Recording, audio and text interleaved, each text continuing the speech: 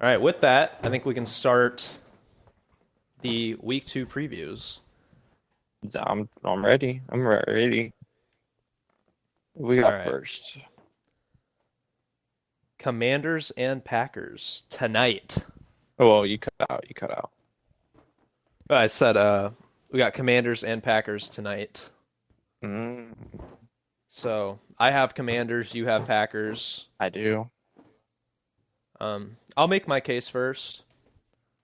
I think what we saw from week 1 is sort of an appetizer of what we see from Jaden Daniels. I think his dual threat ability is definitely something that you can't really prepare for. They got that nice rookie, Jacoby Krosky Merritt, or whatever his name is. Um, Terry McLaurin's back. You got some nice weapons there. Defense looked all right. I know the Packers looked amazing last week, but I just think Jaden Daniels is a better quarterback than Jordan Love, at least from what I saw last year. So, what am I doing? I'm picking the better quarterback out of the two. And it's definitely going to be a close game because the Packers are not a slouch. But, seventh in offense, third in defense. I'm picking the better quarterback to come out and win this game. That's all I really got to say. Wow. Okay. I don't think quarterback matters this game. You don't think quarterback matters? No, I don't think so.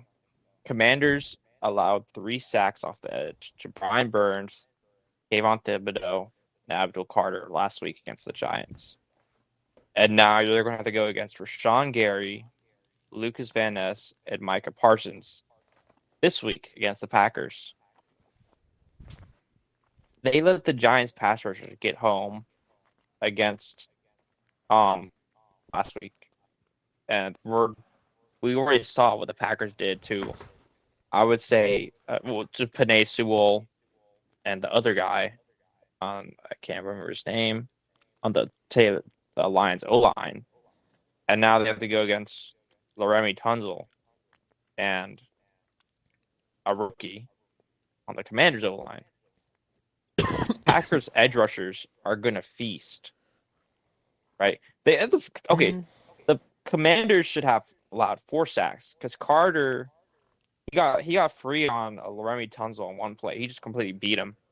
He beat him so bad he thought it was a screenplay, and he tried to play the screen instead of realizing he had a free sack on Jaden Daniels.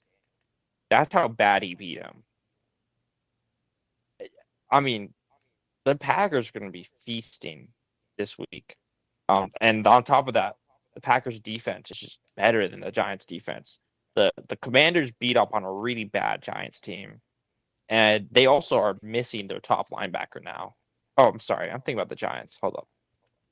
The Packers have better linebackers than the Giants, more athletic linebackers than the Giants. That I'm not saying they're going to contain. They're going to contain Jaden Daniels better than the Giants did. They're going to contain him fully.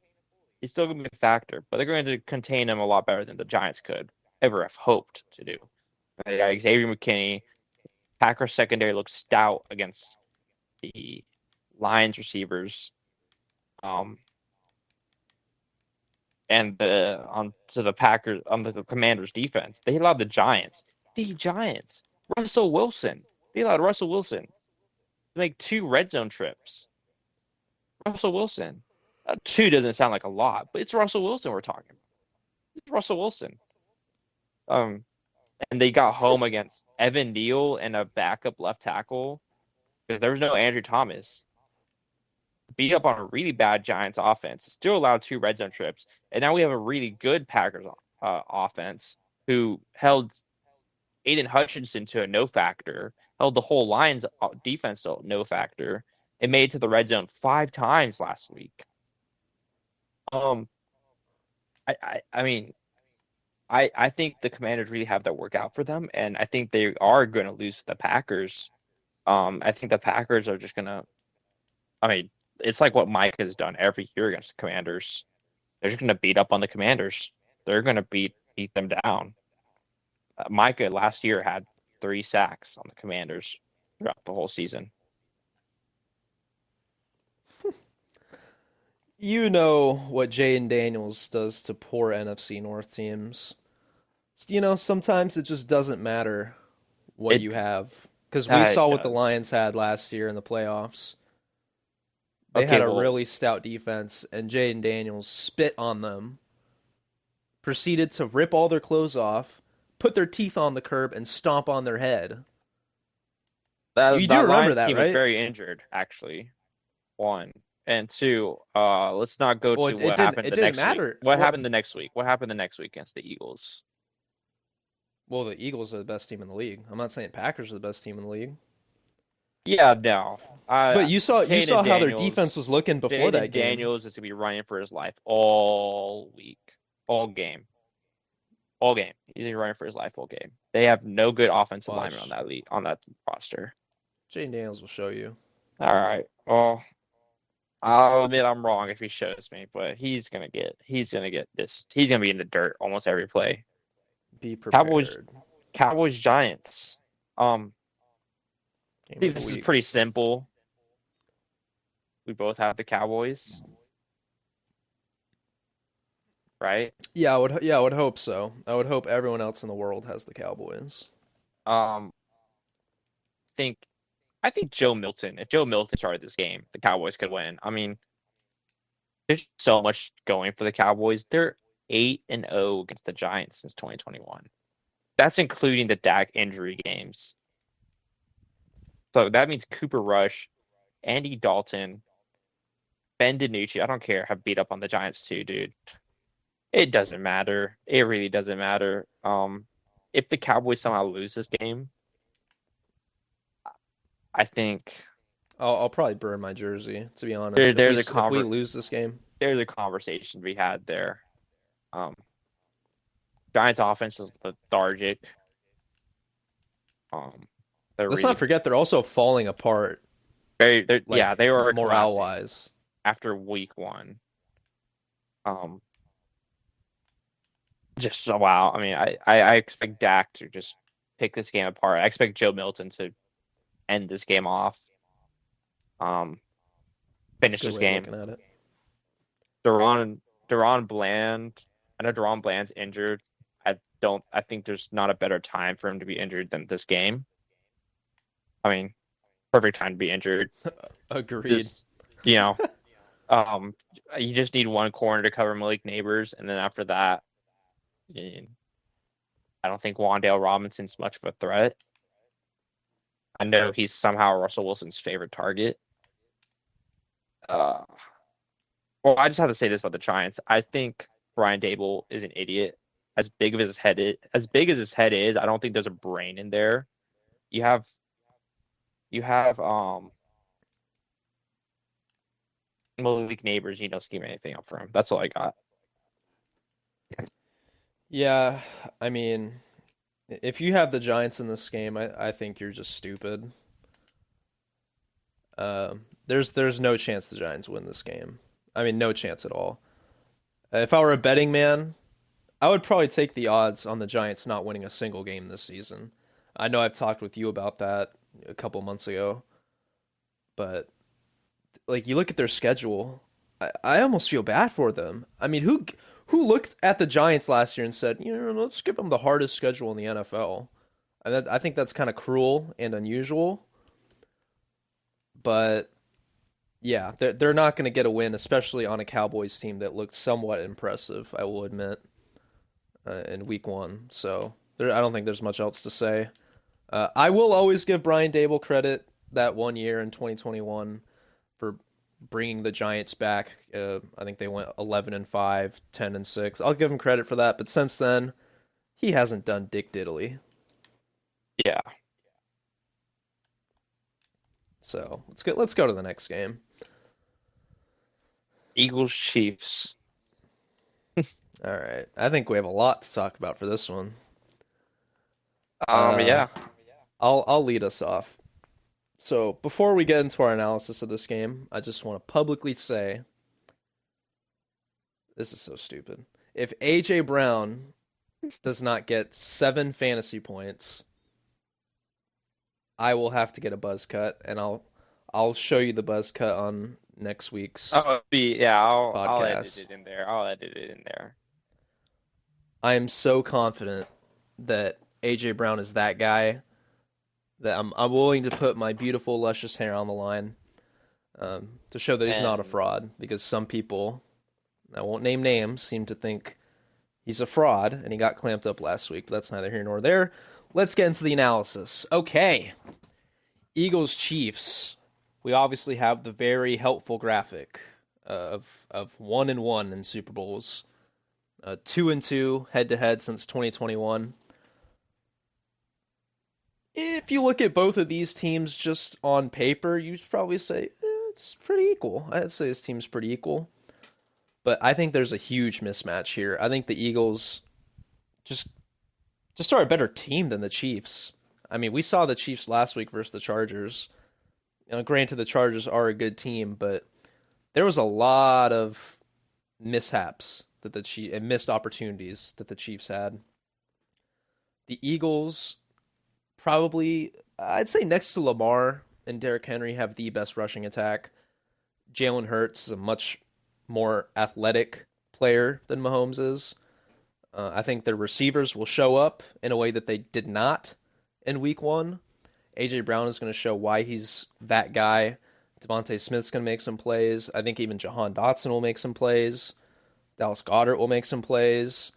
The offense will be running, and then the Chiefs won't be able to stop uh, the Eagles defense will stop the Chiefs offense. So I think that's how this game's going to go. It'll be somewhat close. I predict like a 21-17 game in which the Eagles dominate the game. Um, yeah, that's pretty much all I have. 21-17. We saw how last year's Super Bowl went, so it's going to be more of the same. um, I have the Chiefs because I want to highlight something. It took a near perfect game from Justin Herbert to beat the Chiefs. Chiefs A never start near off slow though. They never start near off slow.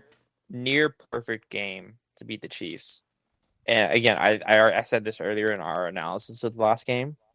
That's where you need to beat the Chiefs. A near perfect game from your quarterback. And I don't think Jalen Hurts is a better quarterback than Justin Herbert. Um, I don't think they're going to get it done against the Chiefs. I think it's going to be a close game, but close game where the Chiefs come out on top. Because I think It's at least similar, as right? long as Patrick Mahomes is the quarterback of the Chiefs, you have to take the Chiefs in every game they play. It doesn't matter who they're playing. Really? He is incredible. Um, yeah, he's really that good. I think the Chiefs are like a Uh, slightly better version of the Cowboys, because they have an actual mobile quarterback who's still sharp. Um, and we saw the Eagles corners struggle against George Pickens last week, where they had to commit defensive pass interference against him to just stop him on the deep ball. best wide receiver duo in On the football. deep ball. And now you have Hollywood Brown, who's pretty good deep ball target. The Hollywood the Brown, and Eagles' that's whole it. pass game is deep ball though. I think they're going to struggle again against the deep ball. And I don't know about this Eagles offense. It looked bad against the Cowboys. I don't know if it's going to look any better against the Chiefs defense, which didn't really give the Chargers a lot of good running lanes. The Chargers have a really good O line, by the way, and didn't give the Chargers a lot of running lanes. And the Chiefs defense is still really good, really really respectable. This whole team is really respectable, and I can't um I cannot not take the Chiefs in this game just because of the team they are. It's very commendable. I mean, you said that last week, right? And then you were Against wrong the about the Chiefs. Yeah, Chiefs. yeah. I was Okay. wrong. I Um, just want to put that out there. I was wrong. I'll have to disagree with the fact that the Chiefs are a deep throw team. I think they're much more of a short pass RPO type team. which I think the Eagles counter. I mean, I think their defense just stops offenses like that. So I just think it's a mismatch in my opinion. I don't think the Chiefs can touch the Eagles. All right. All right. So yeah, you know what? I am saying that Chiefs will go 0 and 2, which is a statement I don't think I would ever say, but they will be going 0 and 2. That's crazy. Next game? I'm down. Yeah, let's go next game. All right. I'm very excited about this game. We have a 2023 national championship rematch. It was either 2022 or 2023. But these two quarterbacks faced in the national championship. It was a great game, but of course JJ McCarthy came out on top, and I think he'll come out on top again. Um, Vikings just have a much more superior team all around, and I do think they have the better quarterback with better intangibles. Although I agree, the Falcons did get robbed last week in a game we didn't cover, but I think we all agree Young Ho Koo needs to be released immediately. They should be 1-0, but they're 0-1. Vikings are a better team, better talent, better intangibles, better coach. Mismatch. Give me the Vikings. Yeah, gonna. I was gonna use the same point. The Falcons should be 1-0. If it wasn't for the kicker that they signed to a massive contract and now they can't release him. I don't. I mean, if Oh, your you're name isn't, taking the Falcons? yeah, I'm taking the Oh shoot! I thought Falcons. you were taking the Vikings. Okay. This is about to get interesting. I thought you were Yeah, taking the Vikings. no, the Falcons. Yeah, they should have won. I don't think this is why you don't pay kickers that are not named Harrison Butker or Brandon Aubrey. This is why you don't pay kickers because then you can't fucking release them. You know, Falcons weren't paying Young Hoku that much. They would have already got rid of him. But fortunately, they're paying him so much money, kicker terms, by the way. This is still like 5 million a year. But in kicker terms, they're paying him so much money that they can't get rid of him like just like that. Because he has so much guarantee, I believe. I'm not sure. If not, I don't know why they're not getting rid of him. I guess they have some attachment to him or something. But um, yeah, that game should have went to overtime. And that's against the reigning NFC South championship champions, the Bucks. The Bucks are no scrub team. They're a pretty good team. They're a really good offense. Um, so Falcons have a lot of things going for them. I would think the Vikings come out a lot faster this game. I think Michael Penix is legit. He's legit, man. I think he's legit, and he kind of got hoed over by his team, and his team's very young. I think they'll be able to put something together this week. Especially Bijan will probably put something together this week. He didn't get a lot of rushing yards last week. He did catch, I think, like 6 for 100. He's like the second leading receiver in the league as a running back. But I think Bijan will be a factor in this game. Drake London will be a bigger factor in this game. Michael Penix is just legit. He's a baller, and the Falcons I think will come out on top in what will be a close game against the Vikings. That's fair. That's fair. I do agree the Buccaneers are no slouch. Falcons were impressive. I think Michael Penix, uh, he is going into that top 10 echelon of quarterbacks, but I don't think he's Oh, there I yet. want to say top 10, top 15. Well, I didn't say He's one top of 10. the I said he's getting to that top 10 tier. yeah. So he's somewhere in that area. But you're not even gonna back up your own guy here? He's good, but top 10's a stretch. You mean approaching top 10's a stretch. He's a good guy. He's a good quarterback. He's legit. He is legit. I'll say. Well, I think we can both agree JJ McCarthy's already top 10. So I think there's a I gotta quarterback discrepancy already. I gotta see more of JJ McCarthy, but if he keeps having games like last week, yeah, he will be top 10. But I gotta see a little more. Well, the way I see it, he's already top 10. Uh, you think the Vikings have a better defense or the Falcons have a better defense? Vikings by far, but I mean, I just think the Falcons put something together this game. Would you say special teams is important to winning games? I don't want to talk about Young Goku. Okay, well, I'm just listing the factors of this game. Seems like there's a huge mismatch on the quarterback end, huge mismatch Mm, on the defensive end, huge mm. mismatch in the special teams end, I think and these it's going teams to are take a pretty. lot from the Falcons to I to think get a these win teams are here. pretty well matched, pretty evenly matched. I'll have to disagree. I mean, I haven't really seen that from the Falcons yet, you know, being that dominant team. So, Yes, we'll see. Yes, we'll see. skull, skull, skull. Do you have one more game left? No, We we have have two two more. more games left. These are our two Monday night games. Double slate on Monday. I'll start off with the Bucks and Texans. Texans Texans are the same team from last year. The NFL, it's about like growth and growing from off of last year, but Texans did not grow off of last year. They are still letting CJ Stroud get put into the dirt. Their defense is still stout, but their offense, their offense is just horrible. I mean, I know there's a lot of CJ Stroud gets a lot of flack for being in a slump or whatever, but when you're getting sacked and pressured so much, I can't blame him. I don't know why the Texans just believe that their offensive line is as good as it is.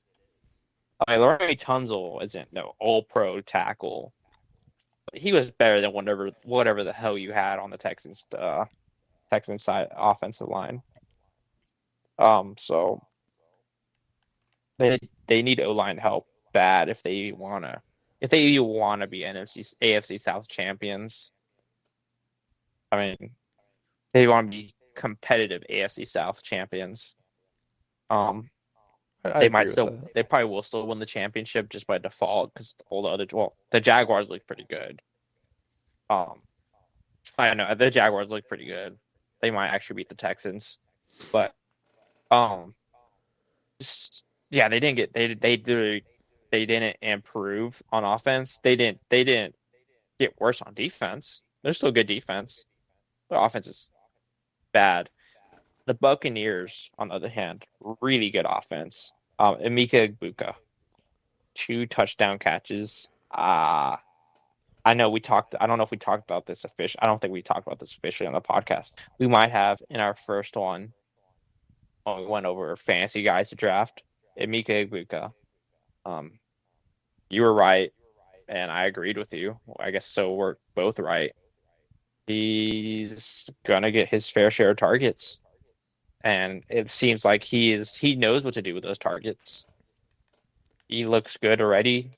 He looks calm. He just looks good with the Bucks. And Baker Mayfield loves passing the ball.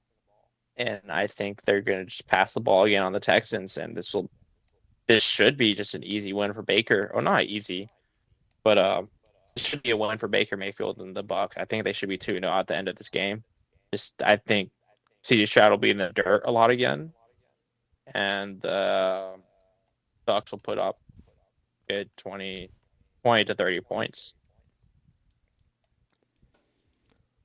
That's a fair analysis. I'm not like down on the Buccaneers or anything. I think they're a really good team. But I notice trends and I call it how I see it. I think Baker Mayfield does not do that good against AFC teams, especially AFC teams who have good defenses. And I think he's going to struggle because it seemed like he was struggling. I'm not sure how many people watched that Falcons Buccaneers game, but he was struggling a lot in that game. And it took him playing, I'd say, pretty good in that fourth quarter to make sure they came out with that win. But he was not at all impressive. Um, Now, the obvious counter is, well, look at what the Texans did. They were equally as unimpressive, if not more unimpressive. But I do think this is going to be more of a low scoring game. We'll see how it goes. Come back on this podcast next week. If it's a 30 to 27 game or whatever, I'll say, hey, I was wrong. Didn't know what the hell I was talking about. But I do see this game being a 17-13 type win for the Texans. I think C.J. Stroud he should play better than what he played week 1. I don't really know how you can play worse. But they're going to make some adjustments, get some quicker throws in there, because obviously you do have that trash O-line that, to your point, if they don't get that fixed, I mean, I don't think they're making the playoffs, to be honest, if they don't get that O-line fixed. But they'll incorporate some more short passing game, something to get the wheels rolling. And yeah, so 17-13, I'd say, is my prediction. It's going to be a defensive battle, which the Texans will win because they have a better defense. All right. Well, just one guy to watch. I want to highlight the rookie, James Pierce Jr. 2 pressures against the Falcons. I think he might have a little bit of a breakout game this game against a much easier opponent against the Texans from the edge. The one guy I want to highlight this game. I'm just saying, I'm calling it. He might have a pretty all right game against the Texans. Another quick point about Emeka Egbuka. I think a quick little fantasy insertion. He could be the wide receiver 1, in my opinion. If Chris Godwin doesn't come back for whatever reason, if he's still injured or if he re-injures himself, Emeka Egbuka is going to be the top dog on this team. Yeah, definitely. And I'll say that pretty certainly. Baker loves his slot receivers, guys, and that's where Emeka Egbuka plays from. Baker Mayfield has the highest target percentage among slot receivers, and the Bucks have the highest passing rate in the league. Yeah. Emeka Egbuka, and this might be a little more nuance, but if you watch how he catches the ball, I haven't seen a receiver catch the ball like that since Larry Fitzgerald.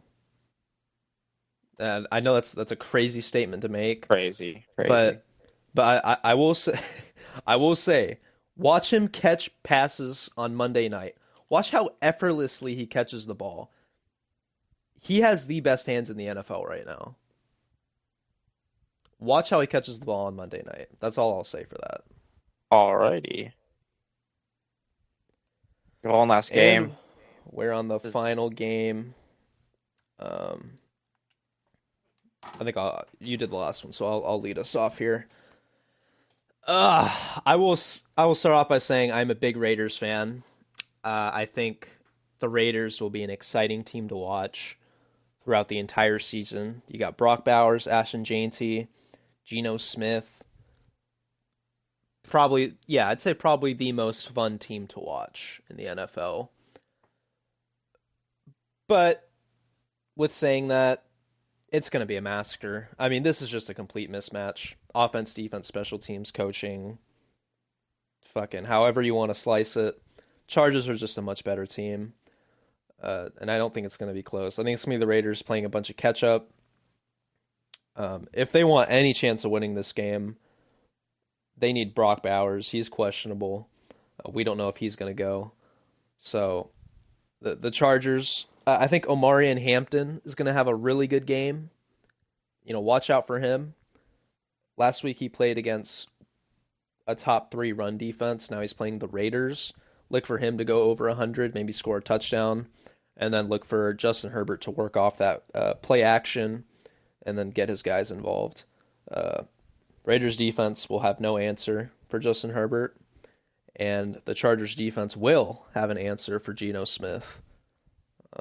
Not every single drive, Raiders will get some points, but it's going to be a runaway. Wow. I also have the Chargers, but I have to disagree with you here. People think this is a coaching move. We have Pete Carroll on the other side. You're cutting out. You're cutting out. I'm Wait, sorry. wait. Talk again. Okay, Okay, I think you're good now. I'm gonna restate what I said then. Chargers. I still think the Chargers gonna win, but I think you're wrong about a lot of things here. This is not a coaching mismatch. They have Pete Carroll. He's still sharp.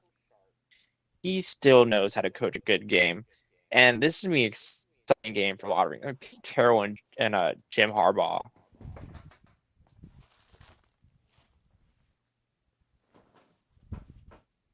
Hello? I think there's something wrong with your mic, dude.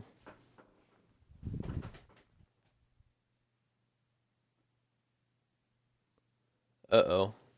Having some technical difficulties with the mic.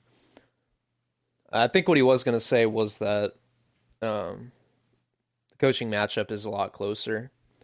Pete Carroll, obviously being a tenured and experienced coach, has coached in 2 Super Bowls, so I'll give him that point. But I'd say apart from coaching, I think it's a mismatch. Okay, there he is. Yeah, you're back.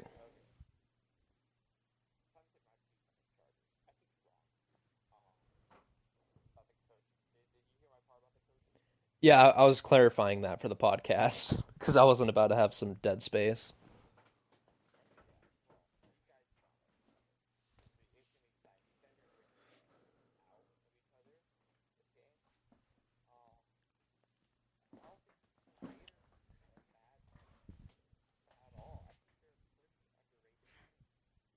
I think they're okay.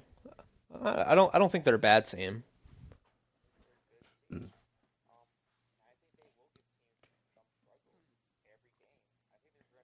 Some teams. I, I agree some teams, but there's no way they're gonna give the Chargers trouble. The way I see it.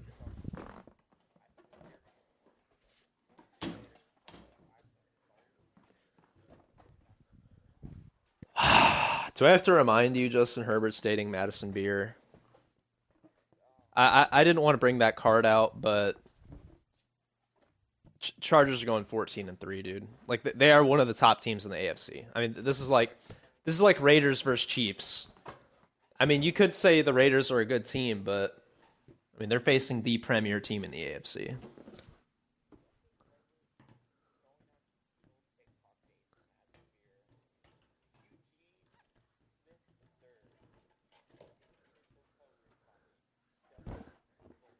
Eugene. Motherfucker named Eugene.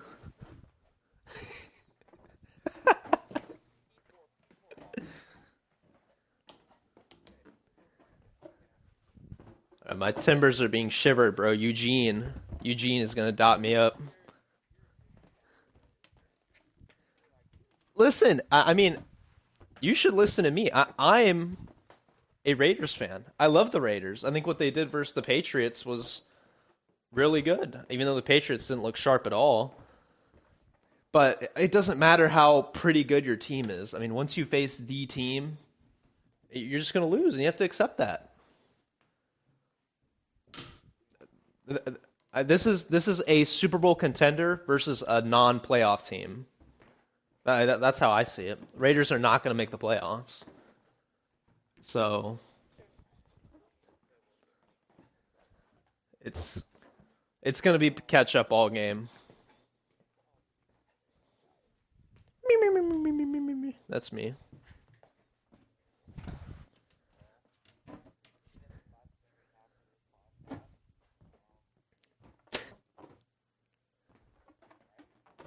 Yeah, that's the last game.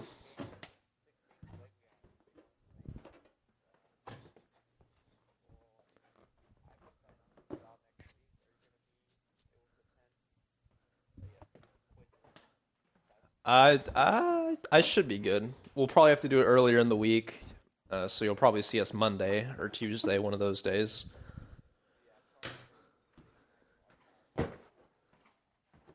Yeah, so that's all we got for y'all.